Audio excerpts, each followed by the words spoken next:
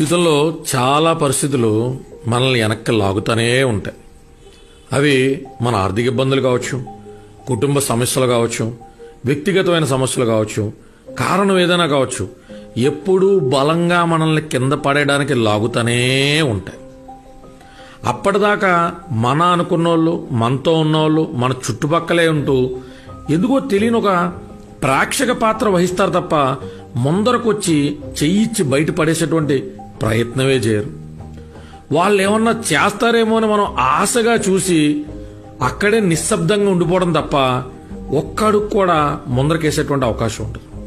ఇక జీవితం అయిపోయిందేమో, ఈ సమస్యలోంచి బయటపడడం చాలా కష్టమేమో, ఇక జీవితం చరమాంకంలోకి వచ్చామేమో అనుకున్న క్షణం ఒక్కసారి కాస్త ఓపిక తెచ్చుకుని మనమే ఇది మన యుద్ధమే అని ఒక్కడుగు ముందరకేసే ప్రయత్నం చేయాలి. ఆ ఒక్కడుగుతో ఒక్కసారిగా మనం బయటపడిపోవచ్చు. కానీ ఆ ఒక్కడుగుతో మనలో మిగిలి ఉన్నటువంటి నిద్రాణమైన శక్తి ఇంకాస్త ఎదరకు కల్పిస్తూ ఉంటుంది. మన చుట్టూ ఉన్న వాళ్ళు అప్పుడు దాకా మనం వాళ్లే ప్రపంచం అనుకున్న వాళ్ళు కళ్ళెదురుకుండా నడుచుకుంటూ వెళ్ళిపోతూ ఉంటారు. మనల్ని ఒంటరిగా వదిలేస్తారు. వాళ్ళు మన దగ్గరికి రాలేదే అనేటువంటి బాధ కంటే మనం ఎలా ఈ బాధలోంచి బయటపడాలనేటువంటి ఆలోచనే మనకు ముఖ్యం అవ్వాలి. కొంతమంది మన మీద ఉన్న ఇష్టంతోనో విశ్వాసంతోనో సాయం చేద్దామని ప్రయత్నించిన వాళ్ళలో ఉండే భయం, వాళ్ళకున్న పరిస్థితుల్లో వాళ్ళను కూడా ఒక్కడికి కూడా ముందరకేనము. కొంతసేపు చూసి చూసి వాళ్ళు కూడా వెళ్ళిపోతారు.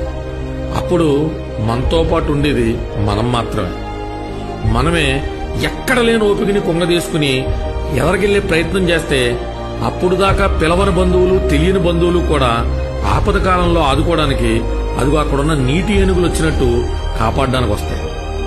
ఎంత కష్టపడుతున్నారే, మనం ఒక అడుగు ముందరకే సాయం చేద్దామని ఖచ్చితంగా భగవంతుడు అటువంటి కొత్త బంధువుల రూపంలో మనకి సాయం అందించడానికి ముందరకు వస్తాడు.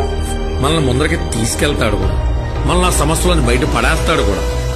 కావాల్సిందల్లా అటువంటి ఆపద్బాంధవులు వచ్చే క్షణం దాకా మనల్ని మనం కాపాడుకుంటూ ఒక్కో అడుగు ఎదరకేస్తూ ఎక్కడ లేని శక్తిని కూడగట్టుకుని బతికేటువంటి ప్రయత్నం చేయడం మాత్రం. నిత్య జీవితంలో తెలియని, చెప్పుకోలేని కష్టాలతో బాధపడుతున్న మిత్రులందరికీ ఇది కాస్త ఊరటనిస్తుందని ఆశిస్తున్నాం.